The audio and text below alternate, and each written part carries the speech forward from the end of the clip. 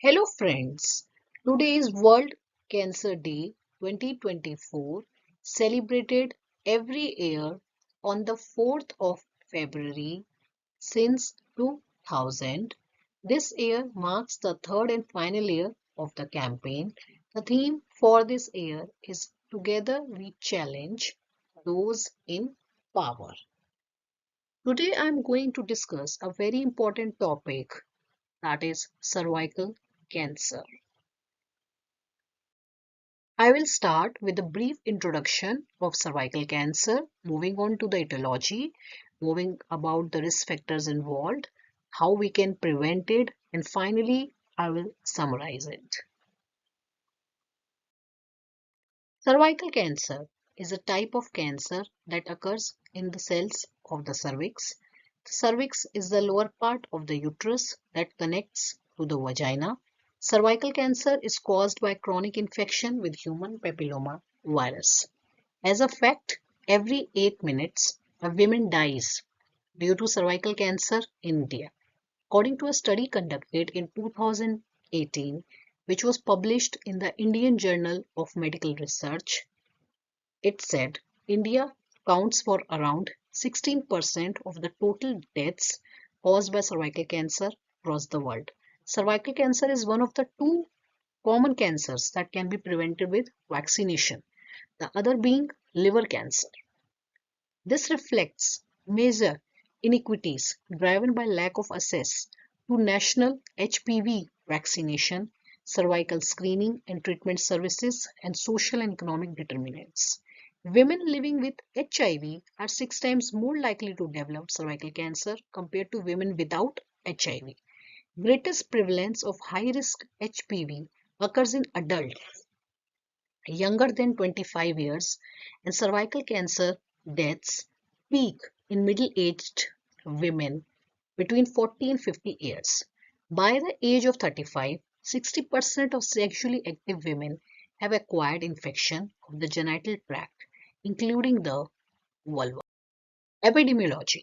Cervical cancer is the fourth most common cancer in women globally, with an estimated 604,000 new cases and 342,000 deaths in 2020. The highest rates of cervical cancer incidence and mortality are in low and middle income countries. Cervical cancer is caused by a persistent infection with the human papilloma virus. In most cases, the infection is symptomless and disappears within a few months. Etiology. There are more than 130 types of known human papillomaviruses, with 20 HPV types identified as cancer-related. 4 HPV types that are considered to be high risk are 16, 18, 45, and 56. With intermediate risk, there are 11, 31, 33, 35, 39, 51, 52, 55, 8, 59, 66, and 68. 8 that are having low risk are 6, 11, 26, 42, 44, 54, 70, and 73. HPV types 16 and 18 are the most common HPV types identified in invasive cervical cancer. HPV is transmitted by skin-to-skin contact, including during sexual intercourse, hand-to-genital contact, and oral sex. Risk factors for HPV and cervical cancer include young age at sexual initiation, multiple sexual partners, high parity, smoking, herpes simplex, HIV, co-infection with other genital infections, and oral contraceptive use. Cervical exfoliative cytology. The development of cervical carcinoma is preceded by the appearance of abnormal cervical cells. These can be detected microscopically by examining an exfoliative cervical smear stained using the Papini-Colau stain. Most commonly, we use in neuropathies as PAP test. Technique for taking a cervical smear. Cytobrush is inserted into the cervical canal and rotated. The sample is smeared onto the slide. Rectocervix is sampled with the IR spatula or cervix brush. Cervix brush as seen in the picture by rotating it twice through 360 degree, and the sample is smeared. Recommended cervical screening regimens in Australia and United Kingdom. In Australia, it commences by the age of 18 to 20 years or 1 to 2 years after first intercourse.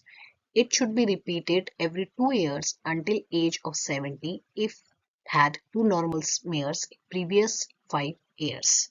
In United Kingdom, it commences at the age of 25 years and it will be repeated every 3 years until the age of 50, then 5 yearly until the age of 64 years. Procedures used to diagnose cervical cancer. Colposcopy. Dyskaryosis is a cytological diagnosis and observer error is not uncommon. Colposcope is often used to verify abnormal findings. It is a system of lenses that magnifies cervix 5 to 20 times and enables a trained observer to translate changes in color tone, opacity, surface configuration, vascular pattern, intercapillary distance into a diagnosis. Colposcopy is a procedure in which the healthcare provider inserts a speculum to gently open the vagina and view the cervix. A vinegar solution will be applied to the cervix to help show abnormal areas. Healthcare provider then places an instrument called a colposcope close to the vagina. It has a bright light and a magnifying lens and allows the healthcare provider to look closely at the cervix. Colposcopy usually includes a biopsy. After colposcopy, we'll see about biopsy. It is a procedure in which a sample of tissue is removed from the cervix so that a pathologist can view it under a microscope to check for signs of cancer. The following types of biopsies are used to check for cervical cancer. Punch biopsy is a procedure in which a small round piece of tissue is removed using a sharp, hollow, circular instrument. Sometimes several different areas of the cervix will be checked with punch biopsy. Endocervical curettage is a procedure to collect cells or tissues from the cervical canal using a curette, spoon-shaped instrument. This procedure removes only a small amount of tissue. This procedure is usually done in the OPDs. Loop electrosurgical excision procedure uses a thin wire loop through which an electrical current is passed to remove tissue from the cervix. Loop may be used to diagnose cervical cancer.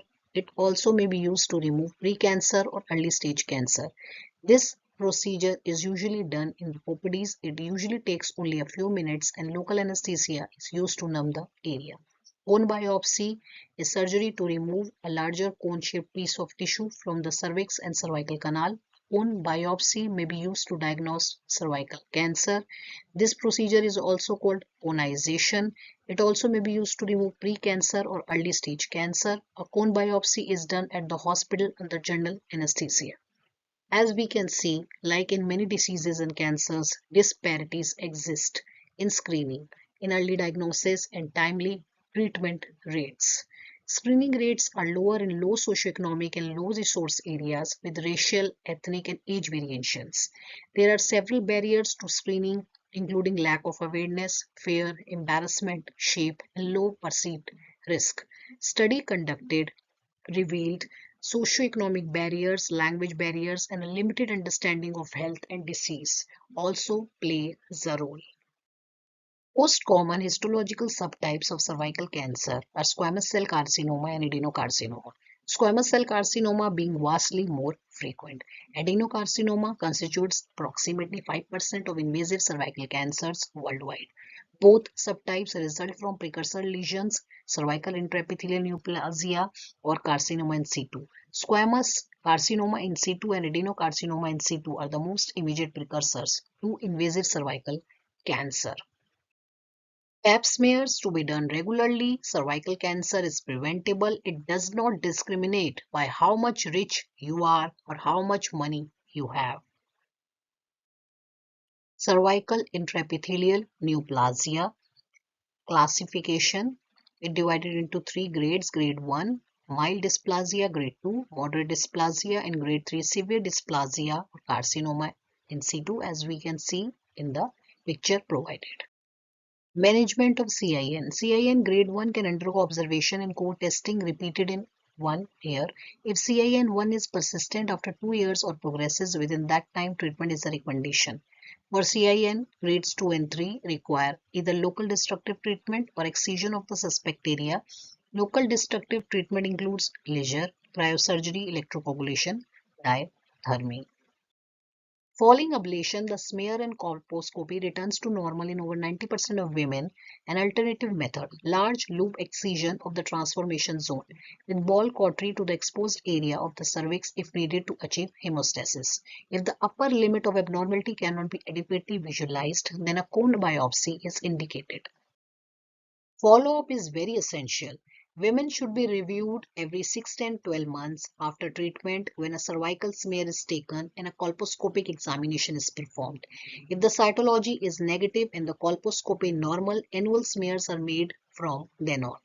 Following hysterectomy for cervical intraepithelial neoplasia, 6 monthly smears should be made for the first year and every 2 years thereafter, as abnormal cells will be found in the upper vagina, signifying vaginal cervical intraepithelial neoplasia. Now we will see about the psychological effects of CIN on women. Many women diagnosed as having CIN become depressed and upset, particularly if a health professional implies that they have been sexually promiscuous. The women may be concerned that her partner has been or is continuing to be unfaithful.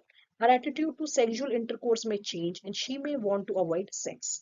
The anxieties and uncertainty should be resolved as far as possible by giving the women a full explanation of CIN and giving her the opportunity to ask the questions. She may also need continued psychological support. Coming to cervical cancer, clinical staging is not able to detect spread to the liver and lymph nodes. Ultrasound, computed tomography, and magnetic resonance imaging are used. CT can detect lymph node metastasis plus liver, urinary tract, and bone involvement. MRI has a role in detecting parametrial spread and is particularly useful in evaluating pregnant women as it avoids exposing the fetus to radiation. The place of positron emission tomography is still being assessed, but it has the potential to accurately determine the extent of spread from the cervix and lymph node involvement. Diagnosis: an abnormal smear to detect cervical cancer, as symptoms tend to occur only with established invasive disease. Irregular bleeding per vaginum, particularly after sexual intercourse, or a pink vaginal discharge after urination demands investigation by vaginal examination using a speculum and a cervical smear. Diagnosis is confirmed via cervical biopsy if necessary under colposcopic direction or if gross evidence of cervical cancer is detected by biopsy and endocervical curettage. FIGO classification, International Federation of Obstetrics and Gynecology, classification for staging of carcinoma of uterine cervix, just a bit easier to remember. Stage 0, cervical intraepithelial neoplasia 3, carcinoma in situ. Stage 1, the carcinoma is confined to the cervix. 1A, invasion can only be diagnosed by microscopy with maximum depth less than equal to 5 mm and horizontal spread of less than or equal to 7 mm. 1B, clinically visible. Stage 2, the carcinoma invades beyond the uterus but does not reach pelvic wall or lower third of the vagina. 2A, no obvious parametrial involvement. 2B, obvious parametrial involvement. Stage 3, carcinoma has reached the wall of the pelvis and or the lower third of the vagina. 3A, reached lower third of the vagina. 3B, extension to pelvic wall or hydronephrosis or non-functioning kidney. Stage 4, the carcinoma is spread beyond the true pelvis or has invaded the bladder or rectum. 4A, spread to adjacent organs. 4B, spread to distant organs. Before moving on to a very important part of this lecture, vaccination, I want to shed some light on the treatment part also. The best results of treatment for cervical cancer are obtained in oncological units staffed by gynecological and radiological oncologists. Treatment of microinvasive cancer depends on whether or not the woman wants to retain her uterus. In this circumstance, a cone biopsy with clear margins is adequate treatment. Otherwise, it can be treated by simple total hysterectomy. Stage 1B and early 2A cancer is usually treated by radical hysterectomy followed by radiotherapy. Radical hysterectomy includes removal of the parametrium and pelvic lymphadenectomy, and radiotherapy includes a combination of external beam and intracavitary radiation.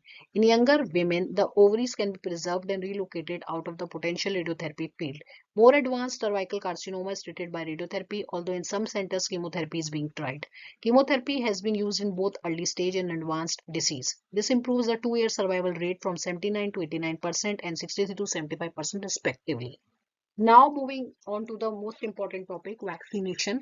Three types of vaccines are available for cervical cancer: Cervarix, Gardasil, and the latest Gardasil 9. Gardasil 9 has since 2016 been the only HPV vaccine used in the United States. Currently, there are two vaccines approved in India for the prevention of cervical cancer. If given before sexual maturity, these vaccines can provide up to 90% protection against cervical cancer. These vaccines are Gardasil and Cervarix. These vaccines can be given to all females between the age of 10 to 26 years. Dosage: the vaccine dose is 0.5 ml given through an intramuscular injection. Schedule: both Gardasil and Cervarix are given in 3 doses.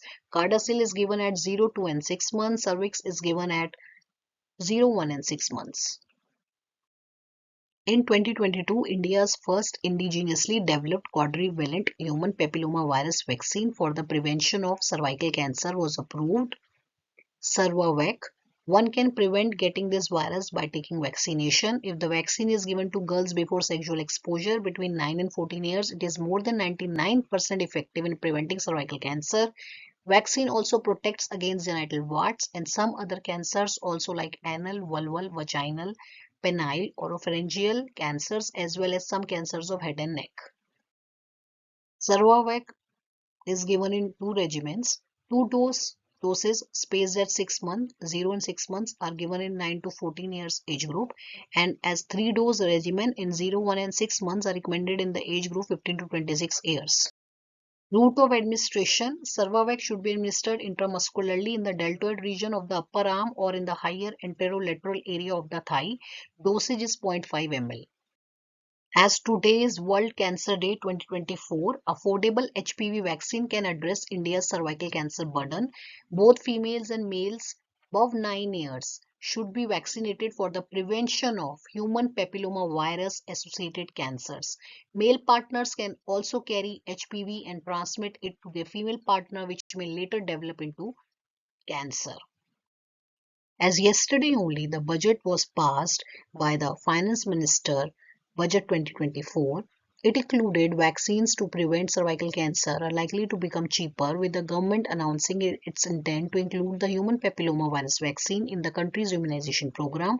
Currently, the vaccine is available only in private hospitals and cost up to 2000 per dose. Now, we can summarize. An abnormal smear is the only way to detect cervical cancer, as symptoms tend to occur only with established invasive cancer. Prevention of cervical cancer by regular screening by pap test. This is a test wherein a doctor performs an internal examination and uses a special tool to scrape or brush the cervix to remove the cells from the cervix for testing. If these cells from the cervix show precancer stage, the precancer stage can be treated before it progresses to cervical cancer. It is recommended that every woman who is sexually active should have a test in every 3 years. The Indian vaccine is going to be a game changer to bring down the incidence of cervical cancer because of its much lower cost. Our government will encourage vaccination for girls in the age group of 19 to 14 years for prevention of cervical cancer. Health Ministry is also planning to include the HPV vaccine as part of its universal immunization program. Primary prevention and screening are the best methods to decrease the burden of cervical cancer and mortality. As I can further summarize, as prophylactic vaccination against HPV and screening and treatment of precancer lesions are effective ways to prevent cervical cancer and are very cost effective. Cervical cancer can be cured if diagnosed at an early stage and treated promptly. Countries around the world are working to accelerate the elimination of cervical cancer in the coming decades, with an agreed set of 3 targets to be met by 2030. Thank you for your patience listening. For any queries, suggestions, or any new topics to be discussed, kindly contact on this email ID. For more lectures, kindly stay tuned to my channel. Thank you.